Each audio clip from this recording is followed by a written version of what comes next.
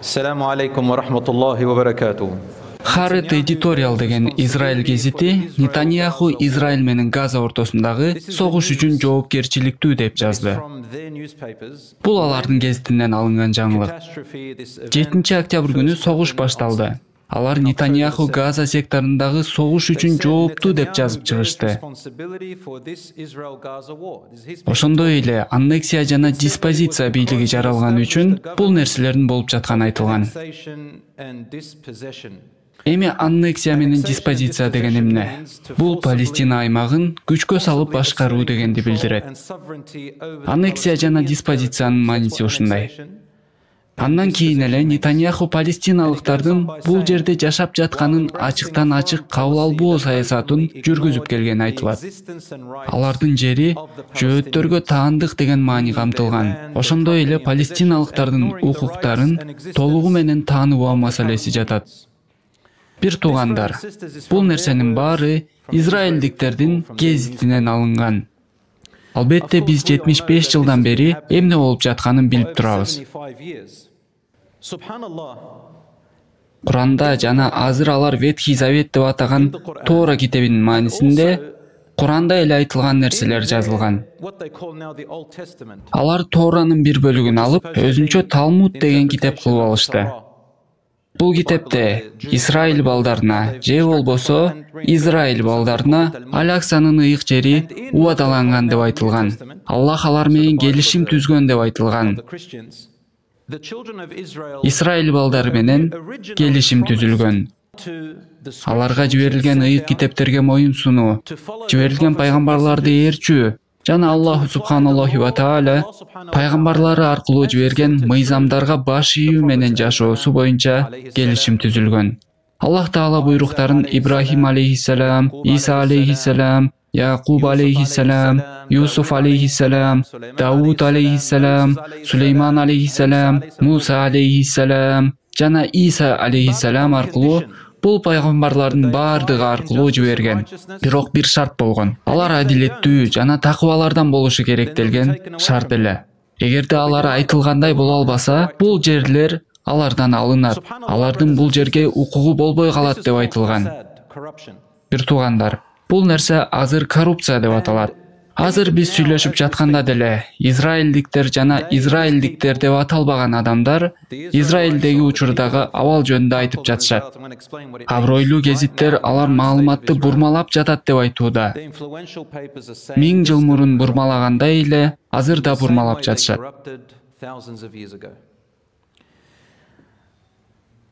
Келгиле, эми бул маселеге кененирээк токтололу. Биринчи тарыхты мусулмандардын көз карашы менен, андан соң алардын көз карашында карап көрөлү. Ошондой эле бул жер кандай жерлер жана Куранда бул жерлер жөнүндө эмне деп жазылганына карайлы. Анткени кээ бир мусулмандар Аллах бул жерлерди жөөттөргө убадалаган деп ойлошот экен. Жөөттөр менен израилдиктер бир эле нерсеби? Израилдиктер бул бану Исраилби? Алар жөөттөрбү ошондо? Же болбосо алар өздөрүн башкача айтабы? Сионизм деген эмне? Анын жөөттөргө жана израилдиктерге кандай тиешеси бар? Алардын Муса алейхиссалам жана Иерусалим ыйык жерине Аляксага кандай тиешеси бар? Бул жер бизге мусулмандарга кандайча тиешелүү? Мусулмандар кантип бул жерге кирип келген? Исра сүрөсүндөгү аяттардын мааниси кандай? Кыйноо менен зулумдук деген эмне? Бул жөнүндө Тора, Библия, Евангелие, Жаңы Завет жана Ветхий Заветте Аллаху Таала эмне деп айткан? Чындыгында бул жерди ээлөөгө жана бийлик жүргүзүүгө укугу болгон элди кыйноо жөнүндө эмне деп айтылат? Бул жерге укук ата текке негизделгенби? Же болбосо башка нерсегеби?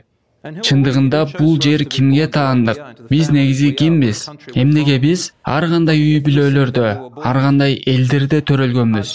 Чындыгында жөөттөр айтып жаткандай эле алар тандалган өзгөчө элби? Куран бул элди тандалган деп жатабы? Чындыгында эле алар башка элдердин ичинен Аллахтын сүйүктүү калкы болуп саналабы? Ислам дининде азыркы заманбап Израилдин тагдыры боюнча эмне деп айтылат? Бул суроолорго кыска убакытта жооп бергенге аракет кылабыз, иншаллах.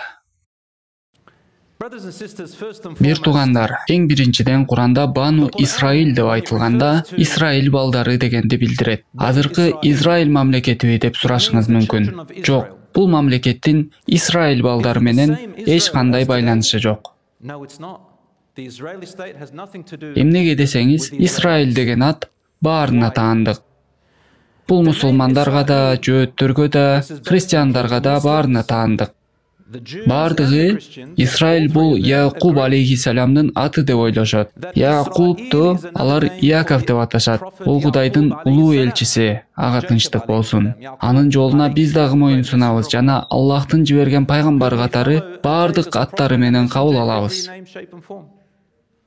Якуб пайгамбар Исхактын баласы болгон. Ага тынчтык болсун. Ал дагы ошондой эле Куранда айтылган пайгамбар жана Кудайдын элчиси. Исхак болсо Ибрахим пайгамбардын баласы. Ага тынчтык болсун. Ибрахим пайгамбар ислам дининин улуу пайгамбары. Ибрахим пайгамбарыбыз Мухаммад саллаллаху алейхи ва салламдын ата бабаларынан болот. Ошондой эле Курандын 4төн бири Ибрахимдин жашоосу жөнүндө баяндайт. Ага тынчтык болсун.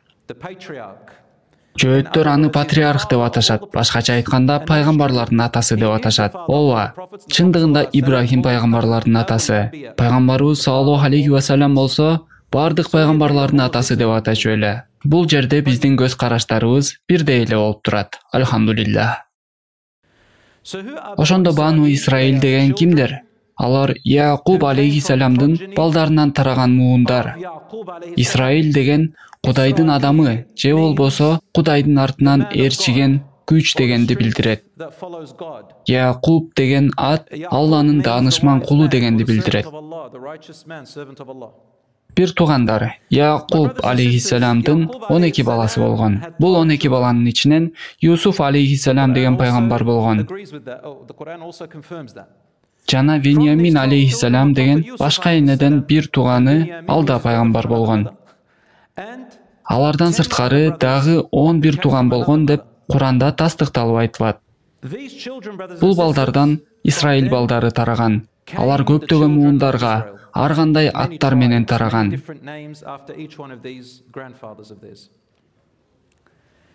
Менин бир туугандарым, бул нерселер жөөттөр деген эл чыккы чакта эле кылымдар мурун болгон. Жөөттөр ал кезде жок болчу. Жөөт деген түшүнүк дагы болгон эмес. Иудаизм деген дин дагы болгон эмес. Бул дин раввиндер жана алардын илимпоздору аркылуу кийин пайда болгон. Ибрахим пайгамбардын заманында иудаизм болгон эмес. Исхак, Якуб, Исмаил же Юсуф пайгамбарлардын убагында дагы иудаизм болгон эмес эле. Аларга тынчтык болсун. Алар Давуд пайгамбарды Давид падыша деп аташат. Ал чындыгында эле падыша болгон. Сулайман пайгамбар дагы падыша болгон. Аларга тынчтык болсун. Алар Сулайман пайгамбарды жашоосунун аягында бутпарастарга сыйынып кеткен деп айтышат. Ошондо алардын дининде ал капыр болуп эсептелип калабы? Ошого карабастан алар Сулайман пайгамбардын храмын кайрадан калыбына келтирүүнү каалап жатышат. Бирок алардын айтышы боюнча ал бутпарастарга сыйынгандардан эле. Бул эми парадокс болуп жатпайбы? Алардын ичинен улуу пайгамбарлар болгон. Мен айткандай эле Муса алейхиссалам Исраилдин урпактарынан болгон. Бир туугандар, Исраилдин балдары бул жөөттөр эмес. Жөөттөр алардан болгону тарап чыккан. Дагы ким Исраилдин балдарынан? Сиздер атай ала турган пайгамбарлардын баары Исраилдин балдары. Иса алейхиссалам Мариямдын баласы. Дагы ким? Закария алейхиссалам. Дагы ким? Яхья алейхиссалам, аны алар Иоанн Креститель деп аташат. Харун алейхиссалам, көптөгөн пайгамбар, элчилер Исраилдин урпактарынан чыккан. Алар эмнени карманып келишкен? Алар Куранды, Библияны түшүргөн бир жалгыз Кудайга сыйынышкан. Забурду, Тораны жиберген Кудайга, Ибрахим пайгамбарды жиберген Кудайга сыйынышкан. Дин өзгөрбөйт. Кудай да өзгөрбөйт. Анын буйруктары да өзгөрбөйт. Бану Исраиль бул бир нече уруулардан турган элдер. Алардын ичинен кийин христиан болгондор да бар. Алар деле Израиль балдары болот. Кийинчерээк кээ бирлери иудаизмди кабыл алгандар бар. Алар да Израилдин балдары. Ошондуктан Бану Исраил деген алар айтып жаткандай эле бул бир тукум эмес. Бул көптөгөн уруулар жана элдер болгон. Бир туугандар, ошондо еврейлер деген ким? Келгиле, эми тарыхтан карап көрөлү. Ооба, бул чындык. Бул жөнүндө Куранда да жазылган. Еврейлер фараондун бийлиги өкүм сүрүп турган маалда кул болушкан. Алар куугунтукталган эле. Ошондо Бану Исраил фараон заманында Египетте кыйноолорду көргөн. Аларды кыйнап эзишкен эле. Аллах ошондо аларга Муса алейхиссаламды жөнөткөн. Бул окуяны баарыбыз жакшы билебиз. Аллах аларды куткарып, бул абалдан чыгарган. Андан кийин алар Муса кирип келгенде, ага эмне дешти эле? Алар айтышкан: "О Муса, биз сен келгичекте эле кыйналганбыз. Эми сен келгенден кийин дагы кыйналып жатабыз. Сен айтып жаткан жеңишке качан жетебиз?" деп сурашкан. Муса алейхиссалам болсо аларга жооп берген: قال عسى ربكم أن يهلك عدوكم ويستخلفكم في الأرض فينظر كيف تعملون. Куранда 7-сүрө 129-аят. Алар Мусага сен келгичекте эле кыйналганбыз. Сен келгенден кийин дагы кыйналып жатабыз дешти. Ал болсо жооп берди: "Балким Кудай силердин душманыңарды жоготуп, силерди анын ордуна мураскер кылып коет. Андан кийин силер кандай аракеттерди жасаганыңарга байкайт." Кандай аракеттерди жасаганыңарга байкайт деген эмнени билдирет ошондо? Мунун мааниси Аллах субханаллаху ва тааля элдерге алардын өзгөчөлүгү үчүн эле жерди берип койбойт. Кудай кээде жерди сыноо үчүн берет. Силер эмне кыласыңар? Кудайга берген убадаңарды сактайсыңарбы? Аллах силерге дайындаган нерсени аткарасыңарбы? Жана Аллах субханаллаху ва таалянын мыйзамдарына баш ийип жашайсыңарбы? Же болбосо силер жер үстүндө уятсыздык жайып, элдерди өлтүрөсүңөрбү? Адамдарды өлтүрүп кан төгөсүңөрбү? Силер Кудай жиберген пайгамбар, элчилерди өлтүрөсүңөрбү? Жана Кудай жиберген ыйык китептерге ылайык жашайсыңарбы? Же болбосо силер аларды өзгөртүп, Кудайга моюн сунуудан баш тартасыңарбы? Жана силерге берилген жерди кандай колдоносуңар?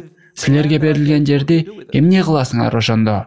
Муса өзүнүн элине айткан: قال موسى لقومه استعينوا بالله واصبروا إن الأرض لله يورثها من يشاء من عباده والعاقبة للمتقين.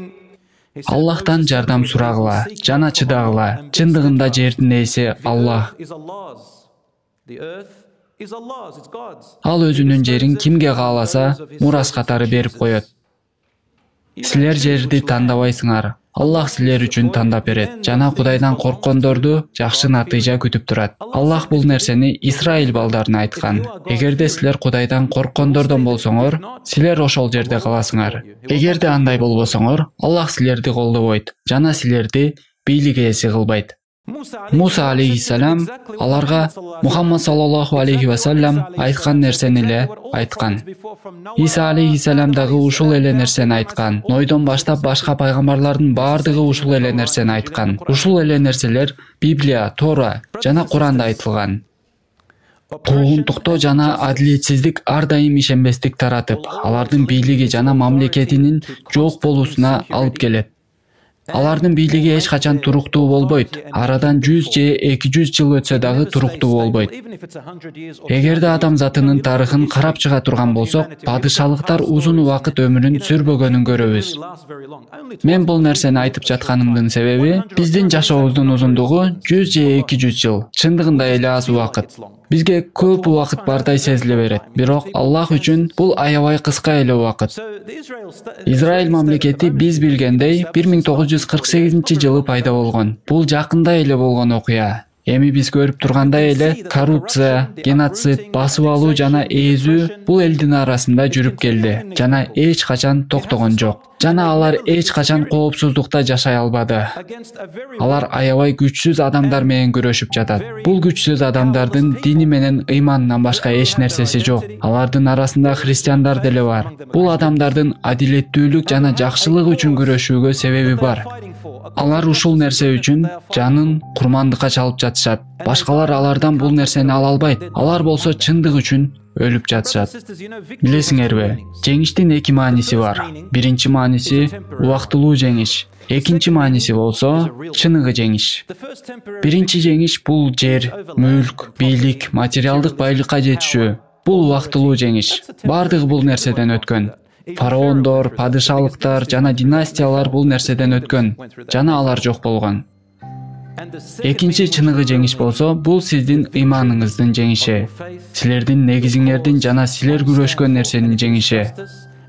Эгерде сиз умтулган нерсе адилеттүүлүк болсо жана Аллах ыраазы боло турган нерсе болсо, бул чыныгы жеңиш болот.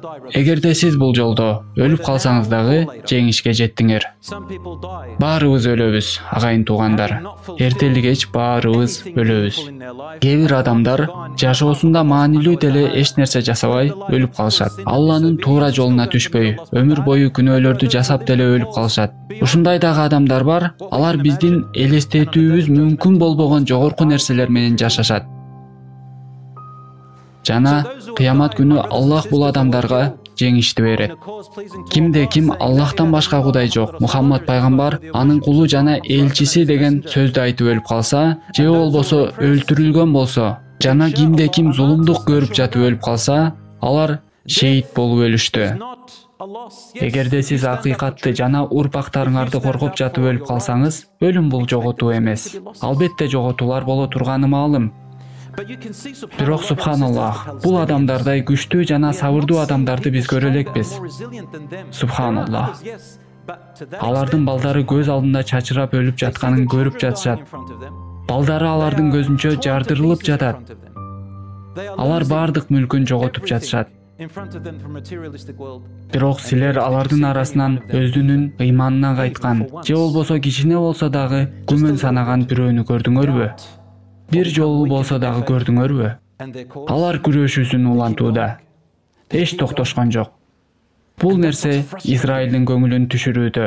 Израиль бул нерсеге макул болбой, кайрадан күчөп жатат. Бул адамдар багынбай жатканынын себеби бар. Анткени пайгамбар саллаллаху алейхи ва саллям эки жүздүүлөрдү мындайча сыпаттаган. Качан силер алар менен тартышып жатканда, бул кишилер кармана албай кетет. Алар амаралдуу болуп кетет. Алар кыйкырып, сөгүнүп сиздерди каргашат. Израилге каршы күрөшүп жаткан бир туугандарым. Израиль балдарына ыйык жер убадаланган. Бул мукаддаса жерлери. Муса алейхиссалам аларга Аллах ыйык жерди убадалаган деп айткан. Ыйык жер деп Алякса мечитинин аймагын айтабыз. Фараондун кулчулугунан Аллах бошоткондон кийин Муса алейхиссалам аларга бул жерлерди бир аз кыдырып көрүүнү сунуштаган. Бул нерсе Куранда дагы бар. Качан алар ыйык жерге келгенде, баары жерге отурушкан. Анан алар Муса жана Харунга айтышкан экен. Силер экөөңөр кеткиле да, Кудайыңардын жардамы менен согуша бергиле. Биз болсо бул жерде калабыз. Башка аятта болсо алар айткан экен, Муса, ал жерде чоң кишилер бар экен, биз аларды жеңе албайбыз. Биз болгону дыйкандарбыз дешкен. Биз бул кишилер ал жерден кетмейинче барбайбыз дегенде, Аллах субханаллаху ва тааля аларга 40 жыл боюнча бул жерлерге баруусун тыюу салган. Ошентип алар 40 жыл бою сүргүндө, жоголгон жерде болушат. Эми Израилде азыркы болуп жаткан окуяда алар ушул нерсени карманып турушат. Алардын актанууларынын бардыгы алардын диний ишенимдерине байланыштуу болуп жатат. Бул жөн гана алардын ишеними, алардын дини. Алар өзүнүн китептери, ишеничтерин жана динин баарыбызга таңуулап жатпайбы? Бул жер аларга Кудайдан убадаланган жер экен. Кудай алардан сөз алган экен. Еврейлерди биз Авраам патриархынын элибиз, биз Кудай тараптан тандалган элбиз деп жатышат. Кудай бизди тандап, Кудайдын атынан иштерди кылабыз. Биз нукура элбиз деп жатышат. Бул жер болсо дагы деле Кудай бизге убадалаган жер деп жатышат. Ал эми калган нерсенин баары маанилүү эмес. Өлтүрүүлөр, сүргүн, куугунтуктоо, башка баардык нерселер маанилүү эмес. Алардын бул нерселерге укугу бар деп ойлошот. Анткени аларга Кудай бул жерди убадалаптыр. Бирок алар Кудай бул жерди бергенде шарттар менен бергенин айтпай жатышат. Кудай адамдарга жерди жөндөн жөн эле алар башкалардан артыкчылыгы болгону үчүн берип койбойт. Алардын теги үчүн гана берип койбойт. Эгерде еврейлер бул нерсени айтып жатсаңар, силер Кудайды кысым көрсөтүүчү деп айтып жатасыңар. Кантип ушундай Кудай болмок эле? Кудай бир тектеги адамдарга жер берип, бул түбөлүк силердики деп эч кандай шарттары жок берип коймок беле? Ошондо силер каалаган нерсени жасасаңар боло берет деген турасыңарбы? Адам өлтүрүү болсун, кан төгүү болсун, адилетсиздик болсун, алардын ыйык деп эсептеген Тора китебине каршы келсе деле, Кудайдын пайгамбарларын өлтүрсөңөр деле боло береби? Алар билишет. Ветхий Завет жана Жаңы Заветте алар пайгамбарларын өлтүргөнү жөнүндө баяндалган. Алар Яхьяны, Иоаннды өлтүрүшкөн. Дагы алар кимди өлтүрүүгө аракет кылышкан? Иисус Христос, Иса алейхиссаламды өлтүрүүгө аракет кылышкан. Биз баарыбыз бул окуяны билебиз. Кийин алар иудей жана христиан болуп бөлүнүшкөн. Католик жана православ жана башка болуп бөлүнүшкөн. Агайын туугандар, алар бузган шарттары жөнүндө унутуп жатышат. Эми Аллах эмне деп айтып жатканын угалы. Улук Аллах бизге айтып жатат. Алардан кийин башка муун келди. Мурункуларга караганда жакшыраактары келди. Алар болсо Давудтан тараган эле. Ага тынчтык болсун. Аллах Исраил балдары менен келишим түзгөндөн кийин алар аткара турчу шарттар бар жана алар бул мыйзамдарды сакташ керек эле. Биз бул жөнүндө айтып жатканбыз жана Аллах аларга ушундайча жакшылык берген. Аллах аларды башкалардын ичинен тандап алды. Кээ бир мусулмандар аларга артыкчылык берди деп түшүнүшөт экен. Жок, Кудай алардын мойнуна миссия жүктөш үчүн башкалардын арасынан тандап алды. Аларга пайгамбарларды жөнөтүү үчүн тандап алган. Бирок алар Аллахтын жүктөгөн ишин актай алган жок. Анын ордуна алар Тора китебин өзгөртүп салышты. Алар Кудайдын буйругун өзгөртүп салышты. Аларда азыр Тора китеби жок. Алардын колундагы китеп бул алардын оюнча Торанын түшүндүрмөсү. Бул китеп Талмуд деп аталат. Талмуд алардын эң ыйык китеби болуп саналат. Алар Тораны өзгөрткөн жана иудаизм деген нерсени ойлоп табышты. Алар динди өзгөртүп, өзүнө ылайыктуу кылып алышты.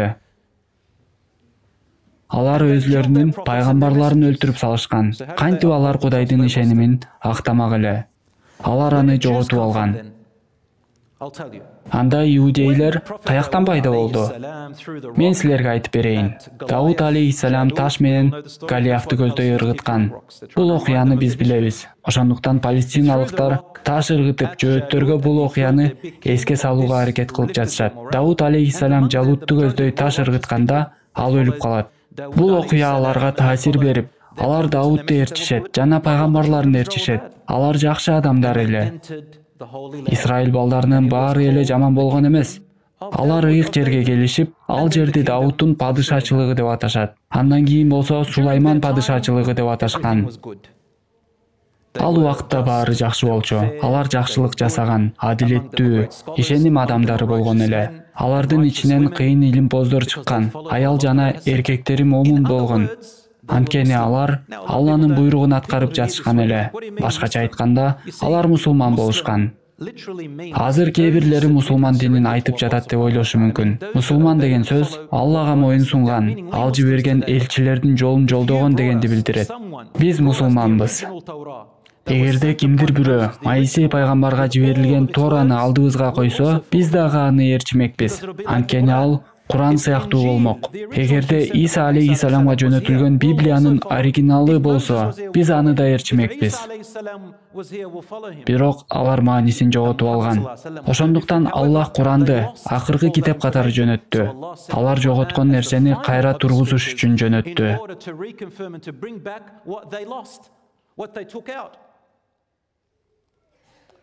Ошондо алар китептеринен эмнени алып салышкан? Качан алар Иерусалимге киргенде, кийинчерээк ыйык жерлер деп аталган жерлер ал кезде Палестина деп аталчу.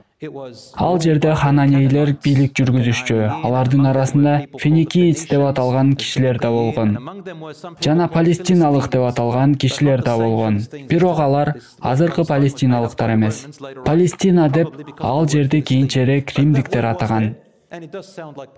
Бул кишилер ошол жерде жашачу. Жана алардын аты Палестинага окшош болчу. Бирок биз тек жөнүндө сөз кылбай элебиз. Биз Аллахтын мыйзамдары жөнүндө сөз кылып жатабыз. Биз адилетсиз башкарган адамдар жөнүндө сөз кылып жатабыз. Биз адамдын ким экени, теги кандай экени, маанилүү эместиги жөнүндө сөз кылып жатабыз. Аллах Куранда айтат: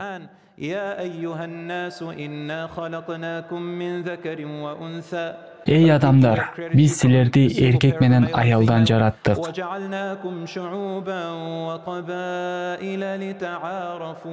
Силерди бири-бириңерди тааныш үчүн улуттарга жана урууларга бөлдүк. Силердин ичиңерден эң эле сый-урматка ээ болгонуңар Кудайдан корккондор.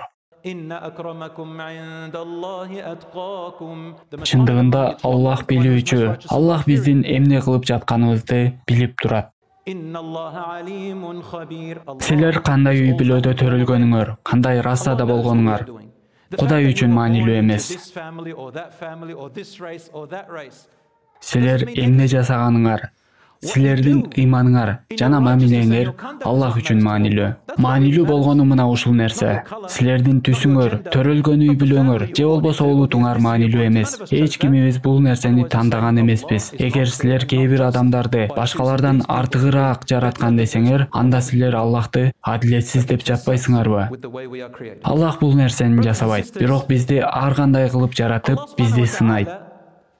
Аллах аларга ушундай жашоону Сулайман пайгамбар көз жумгандан кийин айткан. Андан кийин өлкө экиге бөлүнгөн. Алар бир бөлүгүн Иуданын падышалыгы же болбосо Иудея деп аташкан. Якуб алейхиссаламдын Иуда деген баласынын атына коюлган.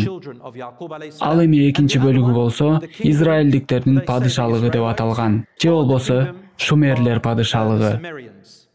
Алардын баары Якуб алейхиссаламдын балдары болгон.